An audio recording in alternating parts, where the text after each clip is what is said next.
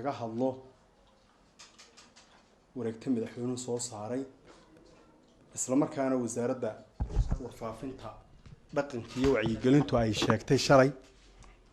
inay iyaduna fulinayso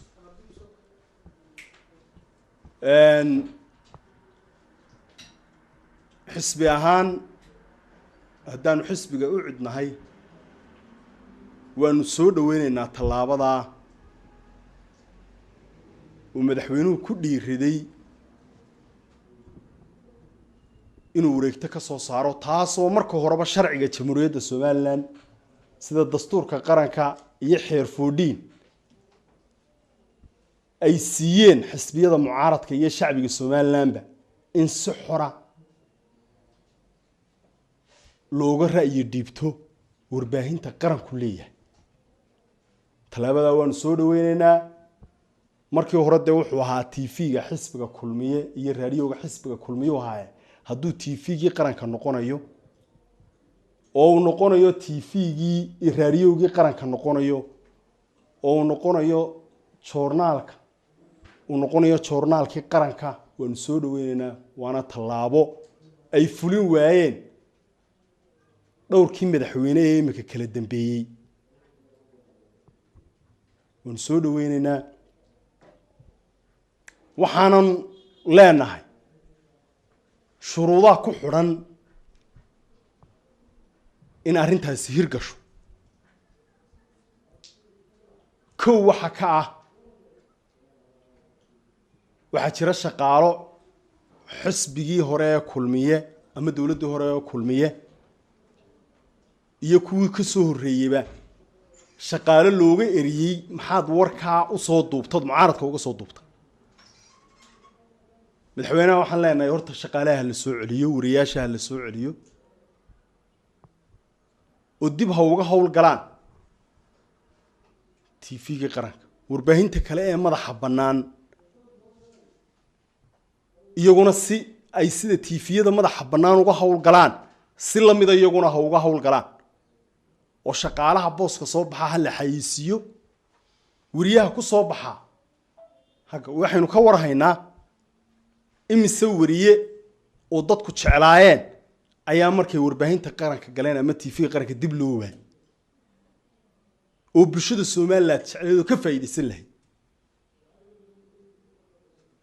waa kamaradaha aynu ku eegayno inay warbaahin qaran noqoto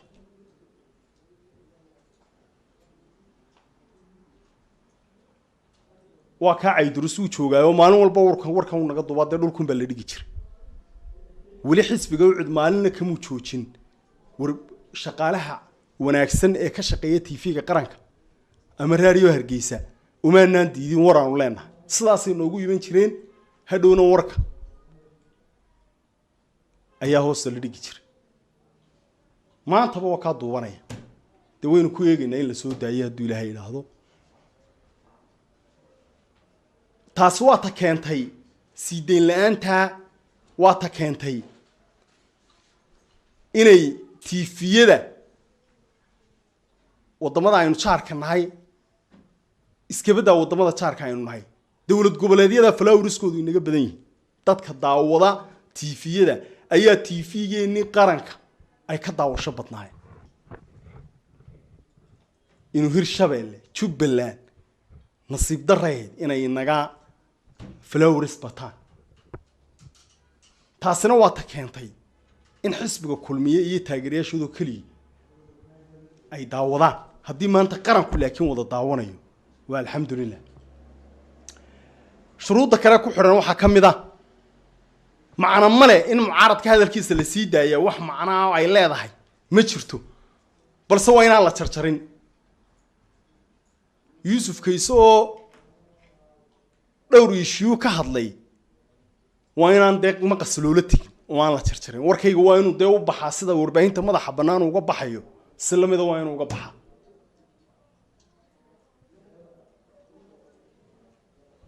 waa in wixii xukuumaddu dhibsanayso oo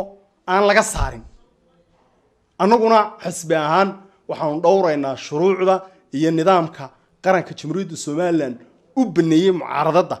waan xayndaabka waan ku ekaanaynaa kalena waa inaanay dhicin waa inaan mas-uul ka mid ah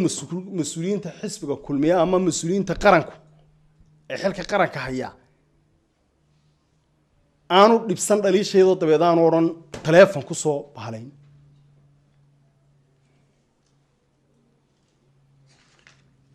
waxyaabaha kale ku xidhan waxaa ka mid ah si warbaahinteennii qaranku sumcaddeedii karaamadeedii iyo sharafteedu usoo noqoto in gabayadii qaranka lagu toosinayey iyo heesihii qaranka lagu toosinayey iyo riwaayadii qaranka lagu toosinayey ay ka baxaan tv-ga qaranka iyo raadiyo Hargeysa waa haddii aynu doonayno inaynu wax saxno waa in bulshada Somaliland ra'yi dhiibashadeedii iyadana laga sii daayo sida tv-yada kale ee madaxa bannaan looga sii deynayo waa in dib u habayn lagu sameeyaa barnaamijyadii ka bixi jiray tv-ga qaranka oo barnaamijyo sida warbaahinta madaxa bannaan ee kale ay samayso lagu soo daraa sida ra'yiga dadweynaha oo kale cabashada bulshadu qabto oo kale waa in warbaahinta qaranku noqotaa muraayadii ay xukuumaddu sidoo madaxweynuhu maalintii loo jaamacadda ka sheegay muraayadii ay isku eegayeen waa inay noqotaa aynu ka warhaynaa wasaaradda warfaafinta dhaqanka iyo wacyigelintu inay 6 wasaaradood ay ka miisaaniyad badan tahay saamaynta ay bulshadeena iyo bulshada caalamka ay ku leedahayna waynu ka warhaynaa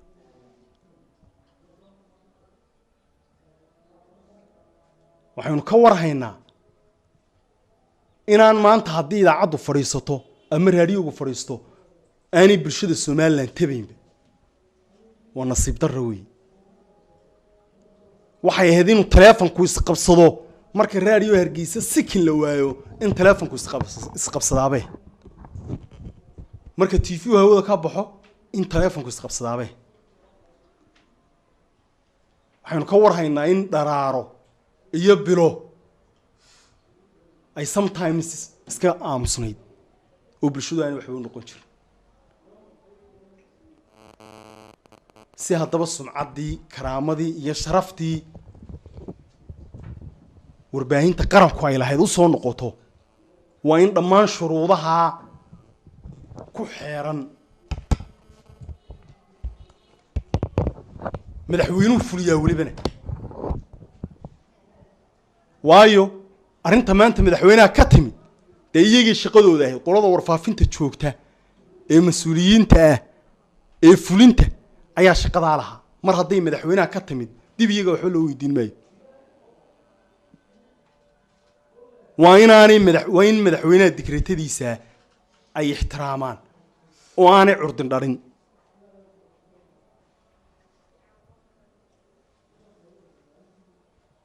waxaan ku soo gabagabeynayaa oo aan kaga baxaya waynu wada joognaa shacbi iyo mucaarad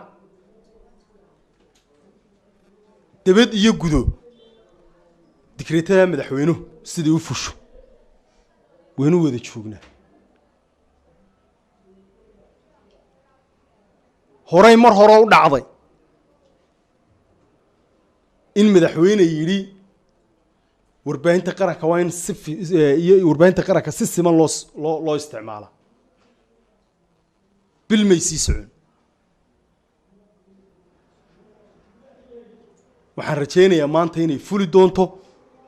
oo dikreetada madaxweynuhu aan la curdin dharin oo ay fuli doonto isla markaana awaamiirta ay qaadan doonaan cidda hawshaa gacanta ku haysa oo durba shalay toole aynu ku arnay joornaalada qaar inay warwar arrintaa ka muujisay ilaa lamay qabsane waxaan leeyahay xafiiskaygu uu idin furan yahay shaqaalaha warbaahinta qaranka xafiiskaygu uu idin furan yahay anytime baa warka noo soo doonan kartaan waan idin soo dhaweynaynaa wax shuruudoo xaggayaga xisbi ahaan ka xidhan ma jirto balse waxaa shuruuduhu yaalaan dhinaca cidda hawshaa gacanta ku haysa waxaan raacinayaa waxaan maanta anigu ka jeclaan lahaa in la yiraahdo mucaaradka warbaahintii qaranka loo furay inay dhagahayagu ay maqlaan in la yiraahdo shidaalkii ayaa jabay maanta waxa jabay laydhkii waxa jabay miciisadii bulshada ayaanu ka jeclaan lahay sababtu waxa weeye wargeeska Afrika inagoo badle geeska Afrika maanta inaga ugu shidaal qaalisan inaga ugu leer qaalisan inaga ugu maciishad qaalisan tusaalan soo qaadanaya dalka aynu jaarka nahay Ethiopia kuwa kale badaabay leeyihiin iyadoo aan bad lahayn oo dekedeena sometimes isticmaasho ama dekedaha jaarka ayaa shidaalkiina inaga jabanta laydhkiina inaga jabantahay biyihiina inaga jabantahay maciishadiina inaga jabantahay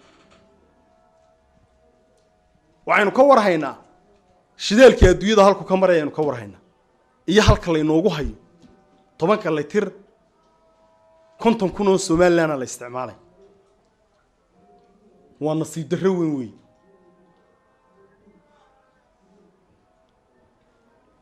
nasiib darro weyn weey waxaanan qabaa waxa keenaya monopoligan qaranka la sameeyay ee cid gaar ah shidaalkii lagu xiray ee cid gaar ah laydhkii loo xiray ee cid gaar ah maciishadii keento xeerarka dalkeena waa ka mamnuuc meel alla meelay ku taalaa ma jirto in cid gaar ah kooto loogu xiro wax gaar suuqa gooyo sixirka adduunyada kale